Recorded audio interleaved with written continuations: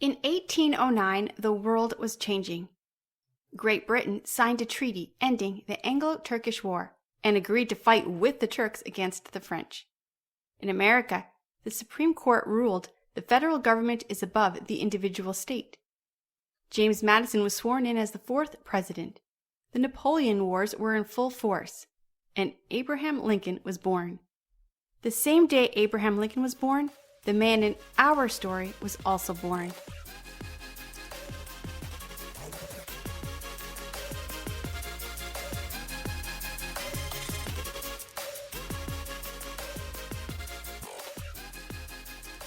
Hi, welcome back to Church History. I'm your host, Laura Lee Siemens.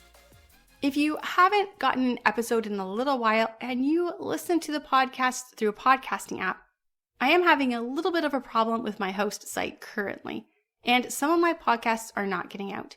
So eventually you might all of a sudden get a whole bunch of podcasts at the same time. I apologize for the problem that we're having, and I hope it can be resolved quickly. Our story starts before the birth of our main character. It starts with a man named Erasmus. He was a very popular doctor living in England in the late 1700s. Erasmus loved science and literature. He loved to write, and was also the type of man who fought for social change. Erasmus was a deist. That means he believed in God, but he didn't believe the Bible was inspired.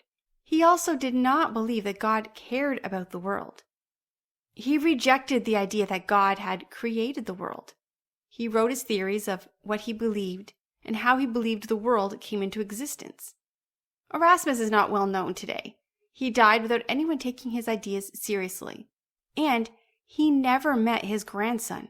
However, his grandson would grow up to read his writings and change the world. Erasmus had a son named Robert, and he followed in his father's steps and also became a doctor. While Erasmus did believe in God, but rejected the Bible, his son Robert didn't believe in God at all. He was an atheist. Robert was a really successful man, and he gave his wife Susanna everything she could ever ask for. Robert had a little boy named Charles. Although Robert was an atheist, he cared very deeply about how he was seen in social circles. Now, at the time, many of the churches were more of a social club than a place to see and know God. Because of this, Robert took his son Charles to the Church of England to be christened. His wife Susanna was a Unitarian. That means she believed in God, but she didn't believe in the Trinity. She believed God the Father, the Holy Spirit, and Jesus were all names for one God. Susanna took all 6 of her children to church. In 1817, when Charles was just 8 years old, he was sent to Unitarian day school. What he found out was that he loved science, and he really loved school. The school was run by a preacher, and young Charles had a Christian influence on his life. After just 1 year of school, his joyful, carefree life was shattered. During the summer when he was home, his mother died suddenly. His older siblings took over his care, and this included bringing him to church. However, they left the Unitarian Church and started attending the Church of England. When it was time for school to start again, he didn't return to the Unitarian school his mother had signed him up for. He was sent instead to a grammar school. Charles was taught about God and theology. He had all the head knowledge he could ever have, but he never took it into his own life. He never made it personal. Do you love learning about church history and love this podcast? This podcast is being turned into a book series, and the first book is now available for sale.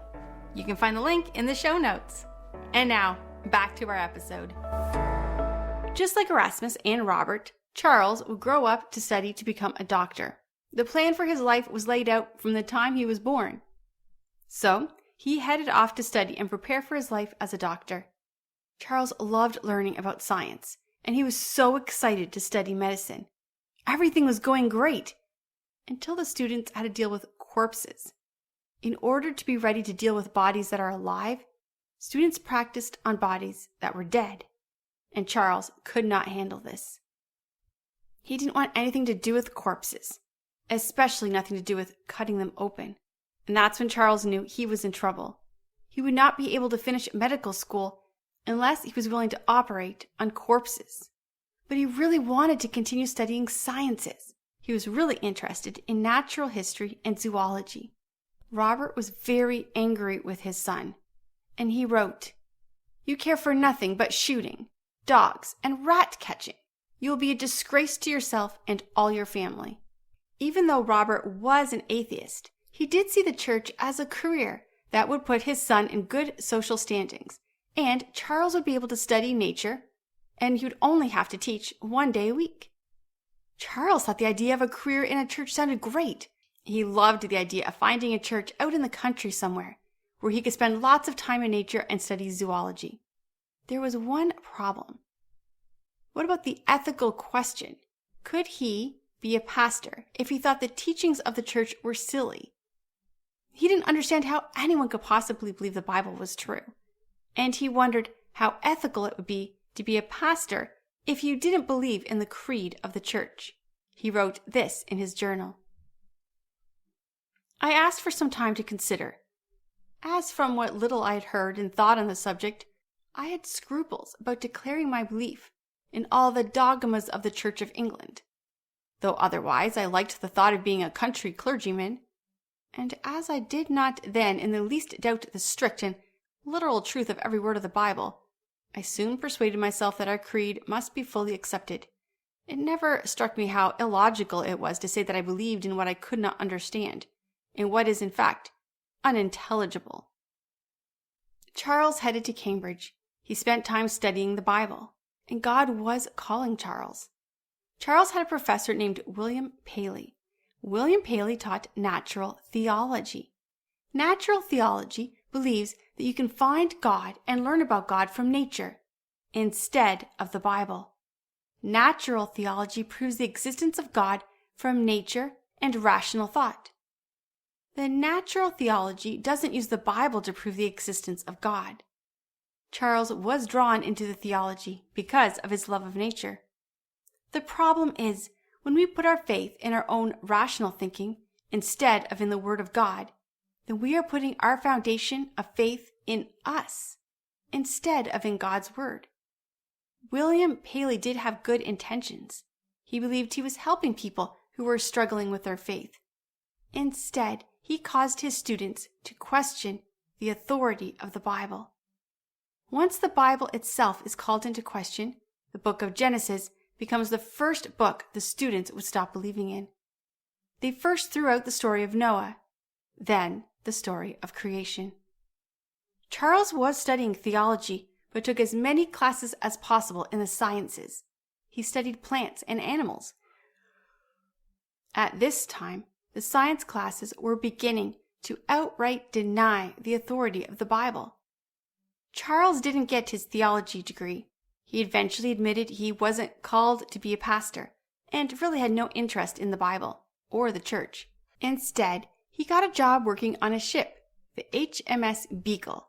And on the ship he worked as the ship's naturalist, and he was a companion for the ship's captain.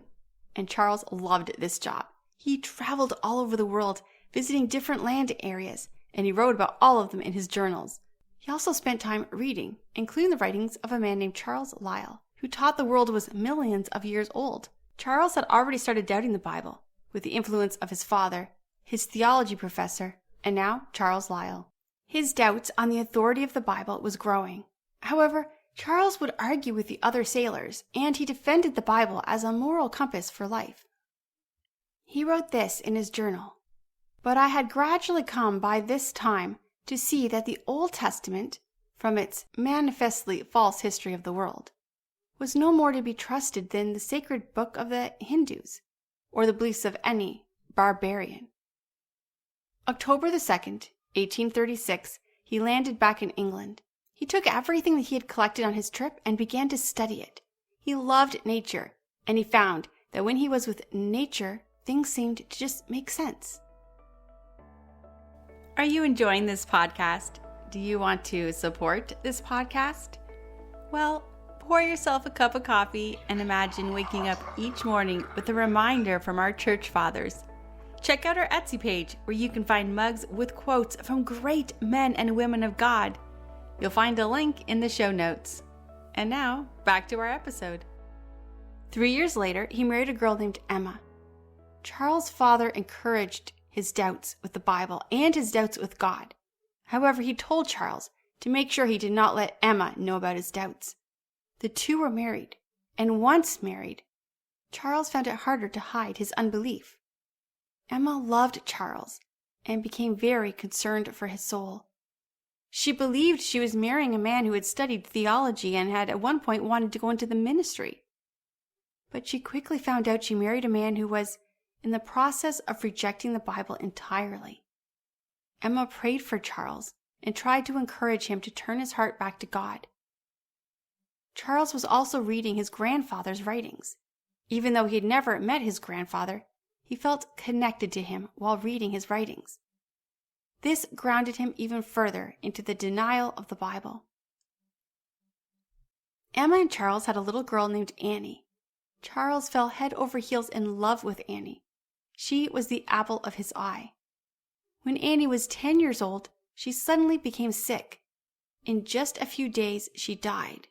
He wrote in his journal, "Poor dear Annie was taken with a vomiting attack, which at first thought of the smallest importance, but it rapidly assumed the form of a low and dreadful fever, which carried her off in 10 days. Thank God she hardly suffered at all. She was my favorite child. Poor, dear little soul." Charles was in shock at the sudden death of his daughter, and he began to spin out of control. He turned all of his anger and hatred toward God. I cannot persuade myself that a kind and omnipotent God would have designedly created a cat should play with mice.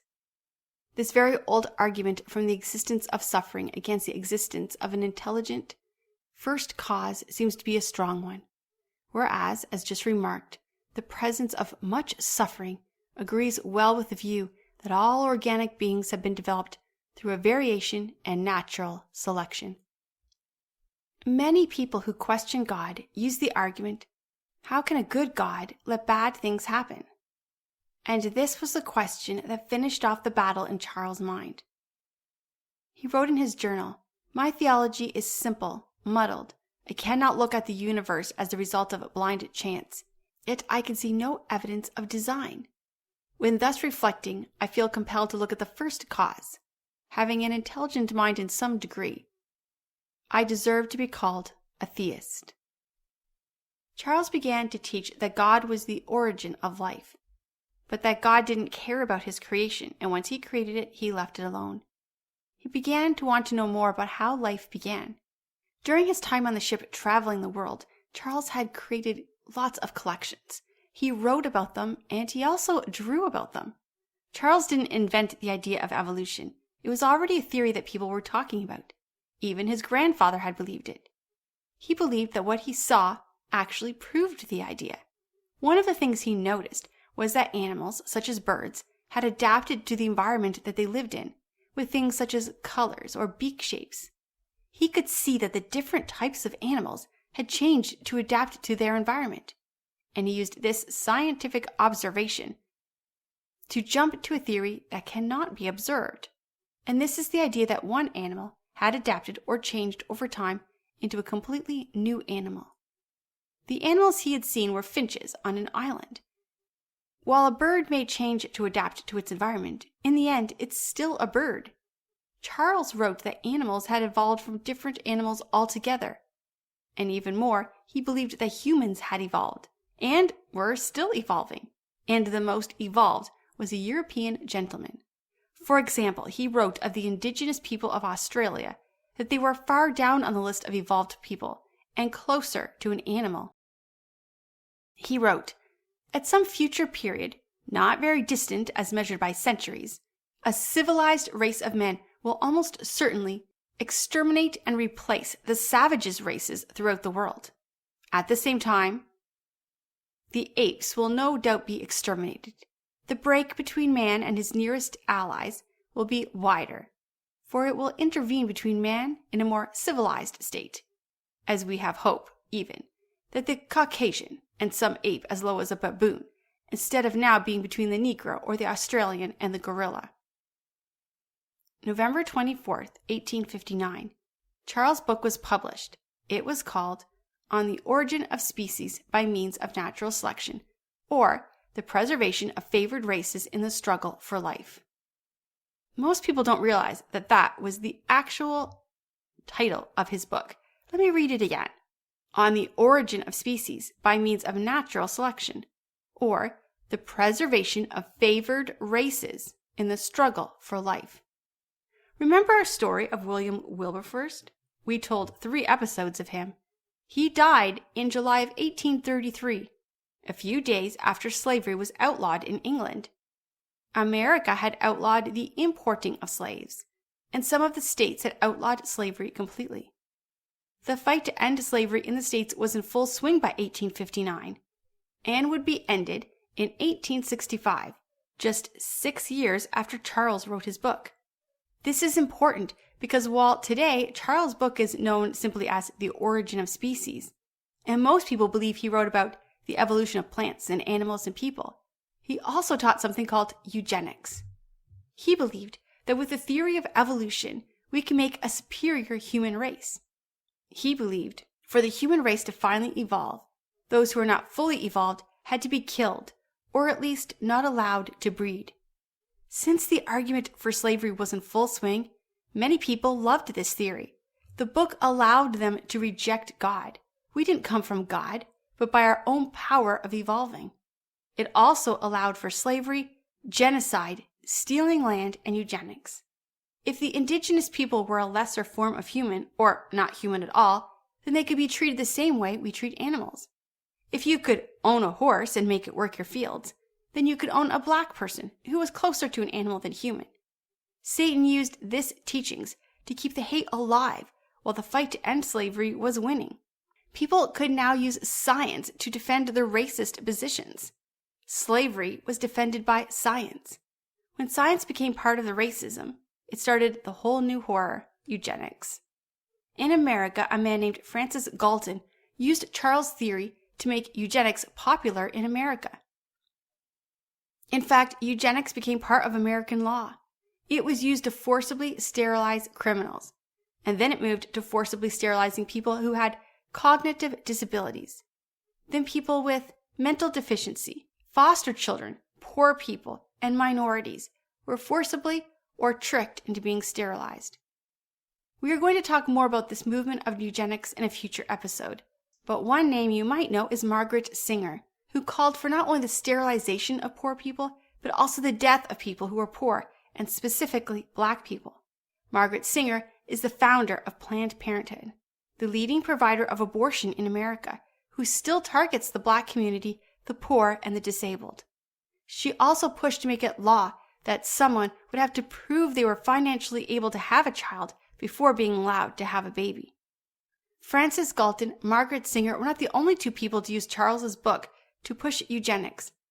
Adolf Hitler also read his book and believed he could use his theory to make the perfect human race, the Aryan race. We're going to go into this part of history in great detail in another episode, but it all started this time period. As the church was fighting to end slavery, the theory of evolution brought in the next horror of the world, eugenics. Today, Charles Darwin's teachings are cleaned up. In school, we're taught his book is simply called The Origin of Species. No one talks about what he actually taught and believed. There's one more question about Charles that people have. Did he abandon everything and become a Christian on his deathbed? Well, that story was told by a person named Lady Hope. Her real name was Elizabeth Cotton. Now, Elizabeth was raised in the home of a very active evangelist. Her father was Sir Arthur Cotton, and he was a preacher, and he lived in the same town where Charles lived with his family. In 1915, Elizabeth was speaking at a conference in America, and she told this grand story of speaking to Charles a few months before his death. She claimed that Charles told her his views on evolution were just a young man with unformed ideas. She also claimed that he asked her to return so that they could speak about Jesus Christ. This story was retold all over the Western countries, and even today people still tell this story. However, Elizabeth was in town more than 6 months before Charles' death, and he was not bedridden at that time. It would be an incredible ending to the story. God was calling Charles from the time he was a small child, but Charles rejected God, rejected the Bible, and rejected truth in general. Science had never rejected God. We talked about this in our episode Sir Isaac Newton and the episode Science and the Church. But Charles was a turning point. Charles wanted science to be a rejection of God, and his theory was then used for the worst things in our history. Today he is known more by his last name, Charles Darwin. Today, 163 years later, there is still no evidence of a species evolving into a different species. While a bird making changes to adapt to its environment is scientifically provable and observable, there is no evidence. No one has ever viewed one species becoming a completely different species. It's not observable. Scientists have been studying for decades to try to discover why zebras have stripes. A zebra is from a horse and donkey family, but in the end, all three are still part of the same family. Horses, zebras, and donkeys, they're all the same species. Ligers are kind of a newer animal, half tiger and half lion. Still, the tiger, liger, and lion are all in the same family. They're all cats. You can't find a situation where an animal went from the bird family to a cat family. No animal from the cat family became part of the horse family. And most importantly, there's no connection between an animal and a human. The idea that humans came from animals is an unprovable, unobservable theory that led to eugenics and racist laws. Unfortunately, many churches today are afraid of speaking on anything that opposes the teachings of Charles Darwin. They try and merge the creation story with Charles' teachings. Anytime the word science is used, people are afraid to question it. What we can learn from Charles' life is that questioning the Bible leads to the Bible no longer being the authority in your life, and that leads us down a path of destruction. In worldly terms, Charles Darwin would seem extremely successful. His book sold out within days of print, and today, over 160 years later, his name is worshipped, and you can't question him. But his theory changed the world in a very bad way. Millions of people were killed, rights were taken away from people based on their race, people were enslaved, and evil, under the name of eugenics, was given a foothold on the world. Next week, I'm going to have a little bit more of a positive story, and I'm going to tell the story of one of the people who is on my list of top 5 Christian heroes, and you don't want to miss that episode.